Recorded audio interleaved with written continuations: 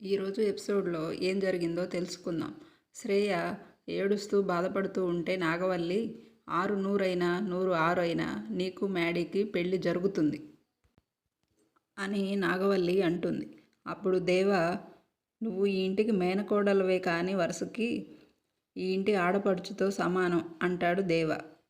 మీ బావని, నీ భర్తని చిన్నప్పటి నుంచి నువ్వు కలలు కన్నావు కాబట్టి వాడి మెడలు వంచైన మ్యాడీతో నీ పెళ్లి జరిపిస్తాను అంటాడు శ్రేయతో దేవ. జరగబోయే మీ పెళ్ళిని ఆ దేవుడు కూడా ఆపలేడు అంటాడు దేవ. అప్పుడు శ్రేయ థ్యాంక్ యూ మామయ్య, థ్యాంక్ యూ అని హగ్ చేసుకుంటుంది. అప్పుడు లోహిత, నేను చెప్పానుగా శ్రేయ, అంకుల్ నీకు మ్యాడీకి తప్పకుండా పెళ్లి చేస్తారు అని అంటుంది లోహిత. అయినా ఆంటీ అంకుల్ తలుచుకుంటే జరగంది ఏముంటుంది చెప్పు అంటుంది లోహిత. సాక్షాత్తు దేవుడే దిగివచ్చి వరం ఇచ్చినట్లుగా మీ మామయ్య నీకు మాట ఇచ్చాడు కాబట్టి మీ పెళ్ళి జరుగుతుంది అంటుంది లోహిత. అప్పుడు దేవ, శుభవార్త వినడానికి రెడీగా ఉండమ్మా అని అంటాడు శ్రేయతో. అప్పుడు లోహిత మనసులో శ్రేయ ఎంత సెంటిమెంట్ సీన్ చేసింది కాబట్టి అంకుల్ మ్యాడీకి శ్రేయకి తప్పకుండా పెళ్ళి ఫిక్స్ చేస్తారేమో అని మనసులో అనుకుంటూ ఉంటుంది. మ్యాడీ బర్త్డే కేక్ కట్ చేయగానే దేవ, నాగవల్లి, మధు, శ్రేయ అందరూ ఒకరి తర్వాత ఒకరు కేక్ తినిపిస్తూ ఉంటారు. తర్వాత దేవ అనౌన్స్మెంట్లో మీ అందరికీ ఒక గుడ్ న్యూస్ చెప్పబోతున్నాను అని అంటాడు దేవ. గత కొంతకాలంగా మా ఫ్యామిలీలో కొన్ని డిస్టర్బెన్సెస్ జరిగాయి అంటాడు. దానితో ఎవరూ సంతోషంగా ఉండలేకపోయాము. ఈరోజు నుంచి మా మ్యాడీ బర్త్డే రోజు నుంచి మేము అందరం సంతోషంగా ఉండబోతున్నాము అని అనౌన్స్ చేస్తూ ఉంటాడు దేవ. దానికి కారణం ఏమిటో చెప్తే మా ఫ్యామిలీ మెంబర్స్తో పాటు మీరందరూ కూడా ఖచ్చితంగా సంతోషపడతారు అని అంటాడు దేవ. మీ అందరికీ తెలుసు నా మేనకోడలు శ్రేయ. నా మేనకోడలు శ్రేయనే ఈ ఇంటికి కాబోయే కోడలు అని మీ అందరికీ తెలియజేస్తున్నాను అంటాడు దేవ. మధుతో పాటు అందరూ షాకింగ్గా చూస్తూ ఉంటారు. అప్పుడు దేవ మ్యాడీని ఇలా అడుగుతాడు, ఇంత శుభవార్త చెప్తే ఇంత డల్గా ఉన్నావేంటున్నానా అని అడుగుతాడు. నీ ఇష్ట ప్రకారమే కదా ఇది జరుగుతుంది. నువ్వు ప్రామిస్ చేసింది ఇప్పుడు అందరి ముందు అనౌన్స్ చేస్తున్నాను, అంతే కదా. అప్పుడు మ్యాడీ గతంలో జరిగిన సంఘటన గుర్తు చేసుకుంటాడు. దేవ మ్యాడీతో డిసెంబర్ 10th లోపు చిన్నీని తీసుకురాగలిగితే 11 నుంచి చిన్నీకి నీకు పెళ్లి పనులు జరుగుతాయి. లేదంటే అదే స్థానంలో శ్రేయకి నీకు పెళ్లి పనులు జరుగుతాయి అని చెప్పింది గుర్తు చేసుకుంటూ ఉంటాడు మ్యాడీ. 30 రోజులు పూర్తయ్యేలోపు చిన్ని దొరకకపోతే నువ్వు శ్రేయని పెళ్లి చేసుకుంటావని నాకు మాట ఇవ్వాలని మాట తీసుకున్నది మ్యాడీ గుర్తుకు చేసుకుంటూ ఉంటాడు. అప్పుడు లోహిత ముందుకు వచ్చి కంగ్రాట్స్ మ్యాడీ, కంగ్రాట్స్ శ్రేయ అని చెప్తుంది. అప్పుడు అందరూ కూడా వాళ్ళందరినీ విష్ చేస్తూ ఉంటారు. అప్పుడు దేవ జనరల్గా కొడుకుకి తండ్రి గిఫ్ట్ ఇస్తూ ఉంటాడు, కానీ మా అబ్బాయి మా మేనకోడల్ని ఇంటి కోడల్ని చేసి తండ్రికే గిఫ్ట్ ఇస్తున్నాడు అంటాడు. అప్పుడు దేవ వాళ్ళ చెల్లి దేవాతో థ్యాంక్స్ అన్నయ్య, నీ రుణం తీర్చుకోలేను అని అంటుంది. అప్పుడు లోహిత పనిలో పని నన్ను వరుణ్ణి కూడా ఆశీర్వదించవచ్చు కదా అని నాగవల్లితో అనగానే కోపంగా చూస్తుంది. అప్పుడు దేవ మ్యాడీని, నువ్వు పెళ్ళికొడుకువి, పెళ్లి కూతుర్లా సిగ్గుపడకుండా నీ ఫీలింగ్ ఏంటో చెప్పు అని అంటాడు. అప్పుడు మ్యాడీ, మా మమ్మీ డాడీ సంతోషం కోసం నేనేం చేయమన్నా చేస్తాను అని అంటాడు. అందుకే నా మరదలు శ్రేయని కూడా పెళ్లి చేసుకోవడానికి ఒప్పుకున్నాను అంటాడు మ్యాడీ. ఆ మాట వినగానే మధు చాలా బాధపడుతూ వెనక్కి నడుస్తూ వెళ్తుంది. అక్కడి నుంచి బయటికి రాగానే మధు స్వప్నతో ఇలా అంటుంది బాధపడుతూ, ఏంటే సడన్గా మ్యాడీకి శ్రేయకి సడన్గా ఇలా పెళ్ళి అనౌన్స్ చేశారు అని అంటుంది. స్వప్న, అదే నాకు ఏం అర్థం కావట్లేదు అని అంటుంది. అప్పుడు మధు శ్రీకృష్ణ తులాభారంలో నేను తులసి ఆకు వేయగానే తూగాడు మ్యాడీ. అందుకు నేను ఎంతో సంతోషించాను. ఆ సంతోషం పట్టుమని 10 నిమిషాలు కూడా లేకుండా అయిపోయింది. అసలు మ్యాడీకి చెప్పే అనౌన్స్ చేసుంటారంటావా అని స్వప్నతో అడుగుతూ ఉంటుంది. చెప్తే మ్యాడీ నాకు చెప్పేవాడు కదా అని మధు స్వప్నతో చెప్తూ ఉంటుంది. మ్యాడీకి కూడా తెలియకుండా అనౌన్స్ చేశారేమో అని అంటుంది. అప్పుడే అక్కడికి లోహిత ఇదేమిటమ్మా మాయ మాయ సాంగ్కి డ్యాన్స్ వేస్తూ ఆనందపడుతూ వాళ్ళని చూసి డ్యాన్స్ వేస్తూ ఉంటుంది. డ్యాన్స్ వేయటం ఆపి లోహిత ఫేసులేంటి అలా మాడిపోయాయి అని అంటుంది. పాపం మ్యాడీని పెళ్లి చేసుకుందామని ఈ ఇంటికి కోడలైపోదామని నాకు పోటీగా ఈ ఇంట్లో సెటిల్ అయిపోదాం అనుకున్నావు కదా అని అంటుంది. నో ఛాన్స్, ఇక లైఫ్లో నీకు అలాంటి ఛాన్స్ ఉండదు అని మధుతో చెప్తూ ఉంటుంది. చిన్నీగా మ్యాడీకి నీ మీద చాలా కోపం ఉంది. ఇప్పుడు ఆ చిన్నీవి నీవేనని తెలిస్తే మ్యాడీకి నీ మీద కోపం రెట్టింపు అవుతుంది.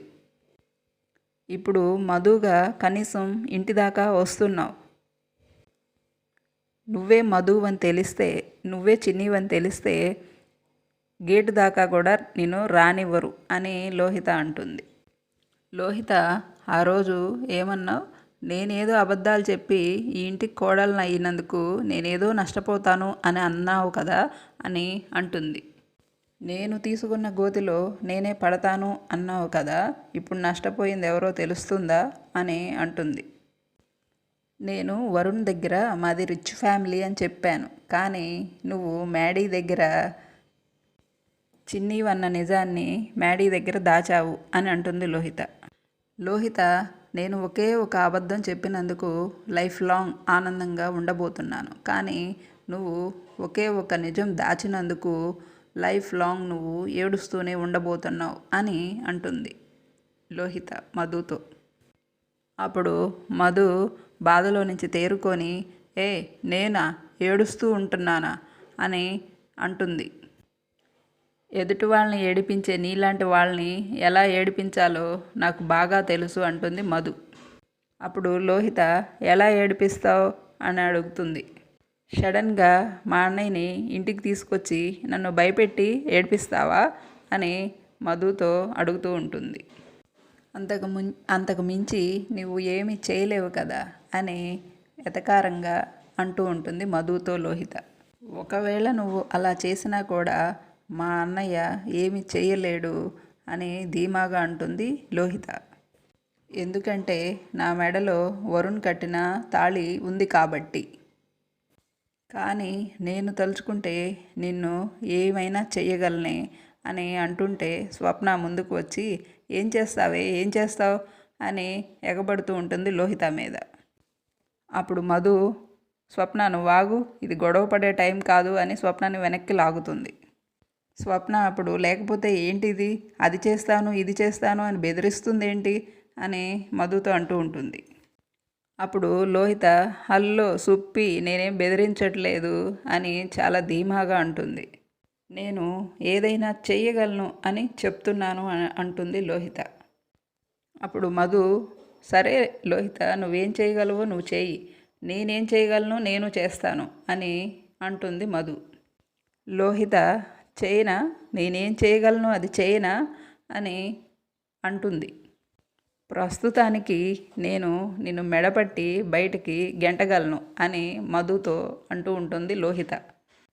స్వప్న, గెంటవే, గెంటు చూద్దాం అని లోహితని అరుస్తూ ఉంటుంది. స్వప్న, వద్దని చెప్పా కదా, ఇట్రా అని పక్కకు లాగుతుంది మధు స్వప్నని.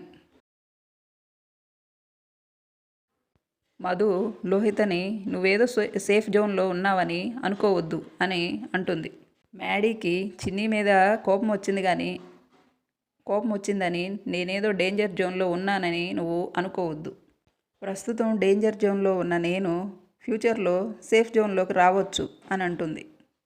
ఇప్పుడు సేఫ్ జోన్లో ఉన్న నువ్వు ఫ్యూచర్లో డేంజర్ జోన్లోకి రావచ్చు అని అంటుంది మధు లోహితతో. గుర్తుపెట్టుకో అని లోహితకు వార్నింగ్ ఇచ్చి అక్కడి నుంచి మధు స్వప్న వెళ్ళిపోతారు. అక్కడి నుంచి మధు వాళ్ళు వెళ్ళగానే లోహిత మనసులో ఇలా అనుకుంటుంది, నో వే, నేను ఎప్పటికీ డేంజర్ జోన్లోకి రాను, నిన్ను మ్యాడీకి దగ్గర కానివ్వను అని అనుకుంటుంది. మధు స్వప్న మాట్లాడుకుంటూ ఇలా అనుకుంటారు. స్వప్న అడుగుతుంది మధుని, ఏంటే లోహిత ఇలా అలా మాట్లాడుతున్నా నువ్వేం ఊరుకుంటావేంటే అని అడుగుతూ ఉంటుంది. నువ్వే చిన్నివి అని మ్యాడీకి చెప్పేయి అని అంటుంది స్వప్న. నీ మీద నీ మాట మీద మ్యాడీకి చాలా నమ్మకం అని అంటుంది స్వప్న.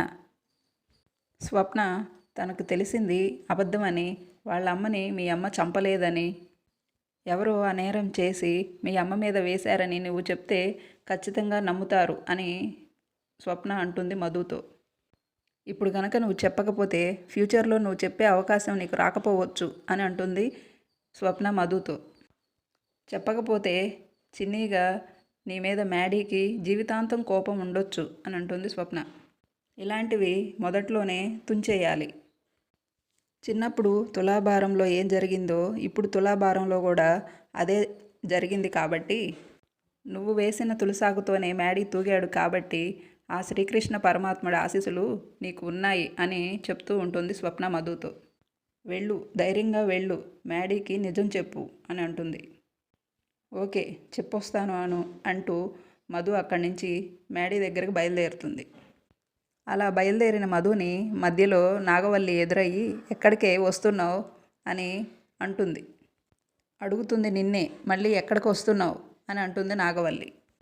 అదేంటి ఆంటీ అలా అంటారు, మ్యాడీతో మాట్లాడదామని అని అంటుంది మధు. ఏం మాట్లాడతావు, మ్యాడీతో ఏం మాట్లాడతావు అని నాగవల్లి మధుతో అడుగుతూ ఉంటుంది. అప్పుడు మధు ఫ్రెండ్స్ అన్నాక ఏవో మాట్లాడుకుంటాం కదా అని ఆంటీ అని అంటూ ఉంటుంది. ఓకే ఫ్రెండ్లీగా మాట్లాడటానికి వెళ్తున్నావా అని నాగవల్లి అంటుంది. ఏ ఫ్రెండ్ లాగా, ఎంటెక్లో పరిచయం అయిన మధు లాగనా, లేక చిన్నప్పుడే దూరం అయిపోయిన చిన్నీ లాగనా అని అంటుంది. ఆ మాట వినగానే మధు షాక్ అవుతుంది.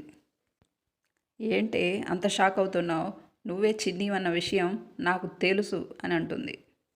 అప్పుడు నాగవల్లి, నువ్వు ఇటు మధుగా అటు చిన్నీగా మా మ్యాడీని ప్రేమిస్తున్నావని కూడా నాకు తెలుసు అని అంటుంది. నాగవల్లి, మ్యాడీకి శ్రేయాకి పెళ్లి చేస్తున్నామని తెలిసి కూడా నువ్వు మ్యాడీని కలవడానికి ఎందుకు వెళ్తున్నావు అని అంటుంది మధుతో. నువ్వు చిన్నీవి అన్న నిజం వాడికి చెప్పడానికి వెళ్తున్నావా అని నిలదీస్తూ ఉంటుంది. నువ్వు వాడిని ప్రేమిస్తున్న విషయం లేకపోతే వాడికి చెప్పడానికా అని అంటూ ఉంటుంది. శ్రేయాని పెళ్లి చేసుకోవద్దు, నన్ను పెళ్లి చేసుకో అని వాడికి చెప్పడానికా అని అడుగుతుంది నాగవల్లి. ఎందుకు వాడిని కలవటానికి వెళ్తుంది ఎందుకు అని నిలదీస్తూ ఉంటుంది నాగవల్లి. మ్యాడీ వాళ్ళ అమ్మని మా అమ్మ చంపిందని పొరపాటు పడుతున్నాడు మ్యాడీ అని నాగవల్లితో చెప్తూ ఉంటుంది మధు. మా అమ్మ వాళ్ళ అమ్మని చంపలేదన్న విషయం నేను మ్యాడీకి చెప్పడానికి వెళ్తున్నాను అని మధు అనగానే నాగవల్లి ఒక్కసారిగా సీరియస్ అయ్యి నోరు ముయ్యి అని అంటూ ఉంటుంది. అప్పుడు నాగవల్లి, మా అక్కని మీ అమ్మ చంపలేదా, మరి ఎవరు చంపారే అని మధుని నిలదీస్తూ ఉంటుంది. మరి నేను చంపానా లేక మా బావ చంపాడా అని అడుగుతూ ఉంటుంది. లేక మ్యాడీనే చంపాడా అని నిలదీస్తూ ఉంటుంది. అలా అని నేను అనటం లేదండి అని మధు నాగవల్లితో చెప్తూ ఉంటుంది. అప్పుడు మధు, ఎవరు చంపారో నాకు తెలియదు కానీ నేను మిమ్మల్ని అయితే అనటం లేదండి అని చెప్తూ ఉంటుంది. నీవు కొత్త కథ మొదలు పెడుతున్నావా అనగానే మధు, కథ కాదండి నిజం అని అంటుంది. మధు, మీరు నమ్మినా నమ్మకపోయినా ఇది నిజం, పచ్చి నిజం అని అంటూ ఉంటుంది. మధు, నా మీద కోపం ఉండటం వల్ల నేను చెప్పేది మీరు నమ్మకపోవచ్చు, కానీ దేవా అంకుల్కి చెప్తే ఖచ్చితంగా నమ్ముతారు ఆయన అంటుంది నాగవల్లితో మధు. ఆయన నమ్మటమే కాదు, మా అమ్మని అపార్థం చేసుకున్న మ్యాడీని కూడా ఆయనే నచ్చజెప్తారు. అప్పుడు నాగవల్లి, ఆ తర్వాత ఏం చేస్తారు, చిన్ని అలియాస్ మధు అయిన నిన్ను మ్యాడీకిచ్చి పెళ్లి చేస్తారా అని అంటూ ఉంటుంది. నీకు హారతిచ్చి కుడికాలు ముందు పెట్టించి నిన్ను కోడలుగా లోపలికి తీసుకువెళ్తారా అని అడుగుతూ ఉంటుంది మధు నాగవల్లి. అలాంటివి ఏవి చేయడు మా బావ అని అంటుంది నాగవల్లి. నువ్వు చిన్నీవని తెలిసిన మరుక్షణం నిన్ను నీ పీక పీసికి చంపేస్తాడు అని అంటుంది నాగవల్లి. ఇన్నేళ్లుగా తన కొడుకును బాధ పెట్టిన నిన్ను చంపేస్తాడు, వెంటనే చంపేస్తాడు అని అంటుంది నాగవల్లి. మా బావ ఎంత మంచోడో, తేడా వస్తే అంత చెడ్డవాడు అని అంటుంది నాగవల్లి. తప్పు చేసిన వాళ్ళని శిక్షించడం తప్ప క్షమించడం మా బావకు తెలియదు అని అంటూ ఉంటుంది. నేను కాబట్టి నిన్ను క్షమించాను, ఈ ఇంటికి రానిచ్చాను అని అంటుంది మధుతో నాగవల్లి. ఇలాగే మ్యాడీ పెళ్ళయ్యే వరకు వస్తూ ఉండు మధులాగనే, ఇలాగే మధులాగనే వాడి పెళ్ళయ్యే వరకు కార్యక్రమాలన్నీ దగ్గరుండి జరిపించు అని చెప్తూ ఉంటుంది మధుతో. వాడి ఫ్రెండ్ మధులాగా మాత్రమే అని నాగవల్లి మధుతో చెప్పగానే మధు షాకింగ్గా చూస్తూ ఉంటుంది.